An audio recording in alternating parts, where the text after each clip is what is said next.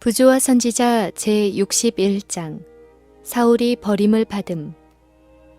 사울이 길갈의 어려운 처지에서 믿음의 시험을 견디지 못하고 하나님께 드리는 제사를 욕되게 하였으나 그의 과오는 전혀 회복할 수 없는 것은 아니었으므로 여호와께서는 그에게 당신의 말씀을 의심치 않고 믿는 신앙과 당신의 명령을 순종해야 된다는 교훈을 배울 수 있는 다른 기회를 허락하시고자 하셨다.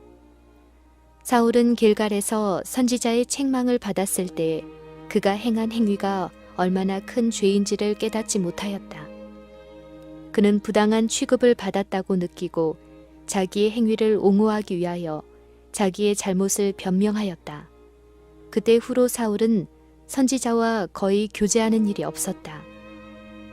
사무엘은 사울을 자기의 아들처럼 사랑하였으며 성질이 대담하고 격렬한 사울도 사무엘을 몹시 존경하였으나 그의 책망에 분노하여 그때부터 할 수 있는 대로 그를 피하였다. 그러나 여호와께서는 당신의 종에게 다른 기별을 주어 사울에게 보내셨다. 사울은 순종을 통해 하나님께 대한 자기의 성실성과 이스라엘 앞에서 행할 그의 유용성을 아직도 증거할 수 있었다. 사무엘은 왕에게 나아와 여호와의 말씀을 전달하였다.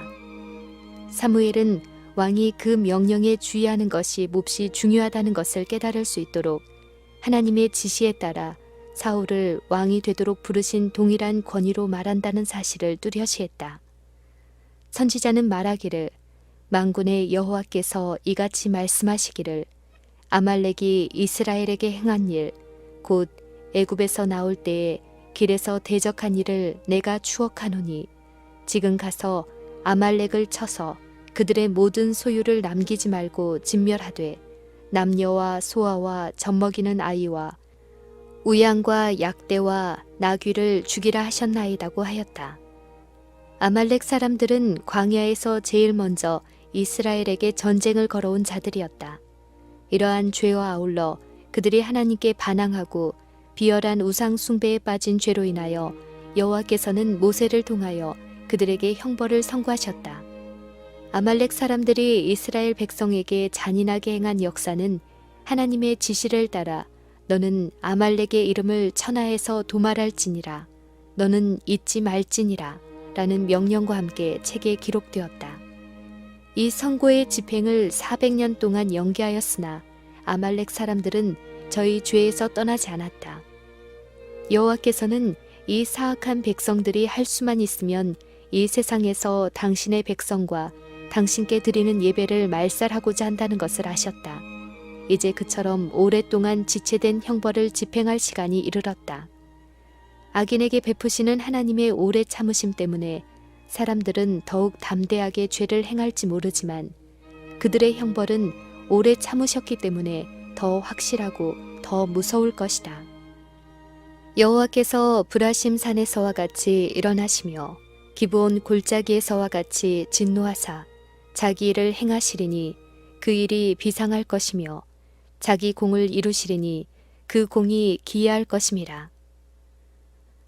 인자하신 하나님께서는 형벌하는 일은 기뻐하지 아니하신다. 주 여호와의 말씀에 나의 삶을 두고 맹세하노니 나는 악인의 죽는 것을 기뻐하지 아니하고 악인이 그 길에서 돌이켜 떠나서 사는 것을 기뻐하노라. 여호와께서는 자비롭고 은혜롭고 노하기를 더디하고 인자와 진실이 많으시고 악과 과실과 죄를 용서하신다. 그러나 여호와께서는 형벌받을 자는 결단코 면죄하지 않으신다. 여호와께서는 복수하기를 기뻐하지 않으시지만 그러나 당신의 율법을 범한 자들에게는 지상의 거민들을 완전한 타락과 파멸에서 구원하시기 위하여 형벌을 집행하실 수밖에 없으시다. 구원받아야 할 자들을 구원하시기 위하여 여호와께서는 죄에 굳어진 자들을 끊어버려야만 하셨다. 여호와는 노하기를 더디하시며 권능이 크시며 죄인을 결코 사하지 아니하시느니라. 여호와께서는 정의를 위하여 짓밟힌 당신의 율법의 권위를 무섭게 옹호하실 것이다. 여호와께서는 어쩔 수 없어서 형벌을 집행하실 수밖에 없다는 바로 그 사실이 당신의 형벌을 초래한 죄가 얼마나 크고 범죄자를 기다리고 있는 보응이 얼마나 엄중한 것인가를 증거한다. 그러나 하나님께서는 형벌을 주시면서도 자비를 기억하셨다.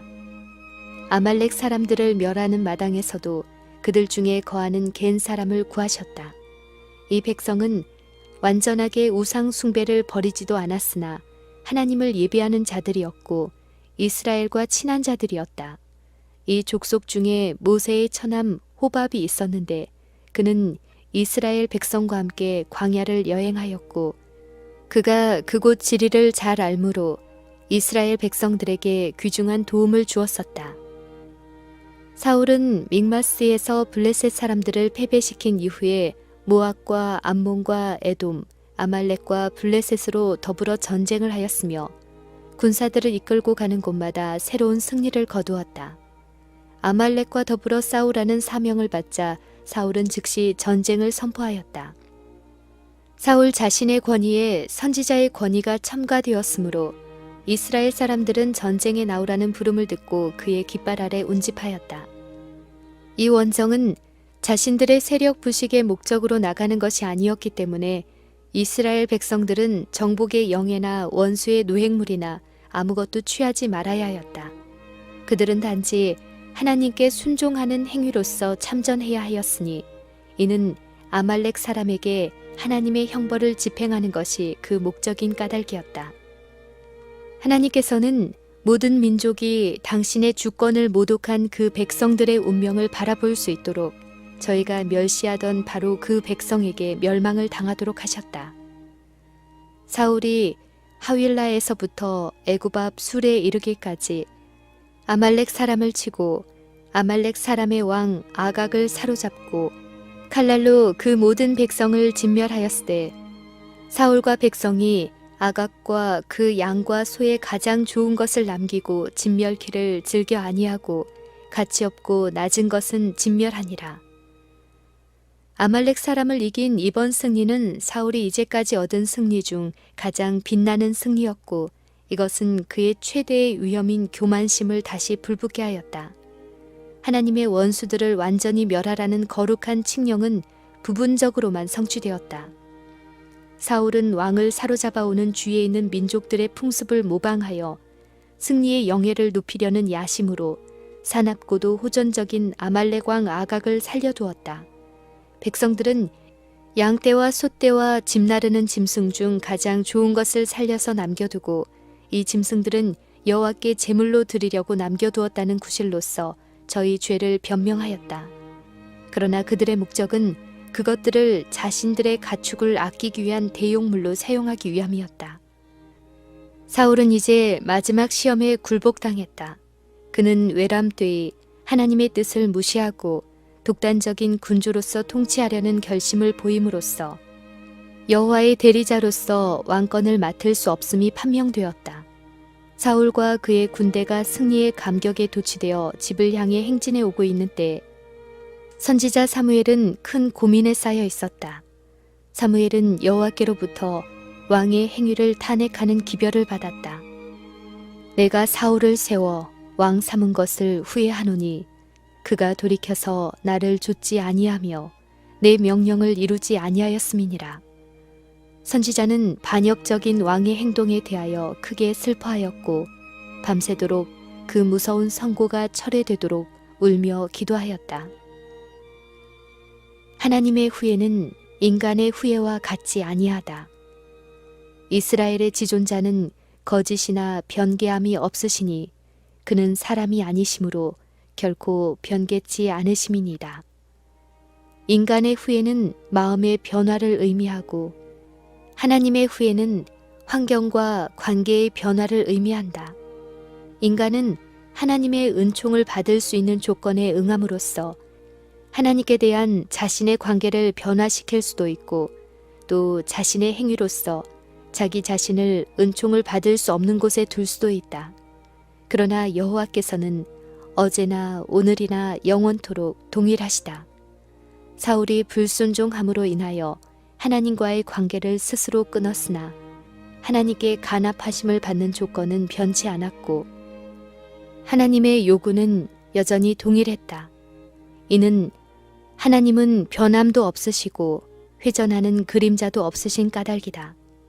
선지자는 괴로운 마음으로 다음날 아침에 범죄한 왕을 만나기 위하여 길을 떠났다. 사무엘은 사울이 그의 죄를 깨닫고 회개와 겸비함으로 다시 여호와의 은총을 회복할 수 있게 되기를 바랬다. 그러나 범죄의 길에 첫 발걸음을 내디디면 그 다음의 범죄는 한층 더 쉬워지게 된다. 불순종으로 타락한 사울은 거짓 입술로 사무엘을 맞으러 나왔다. 사울은 원컨대 당신은 여호와께 복을 받으소서, 내가 여호와의 명령을 행하였나이다고 외쳤다.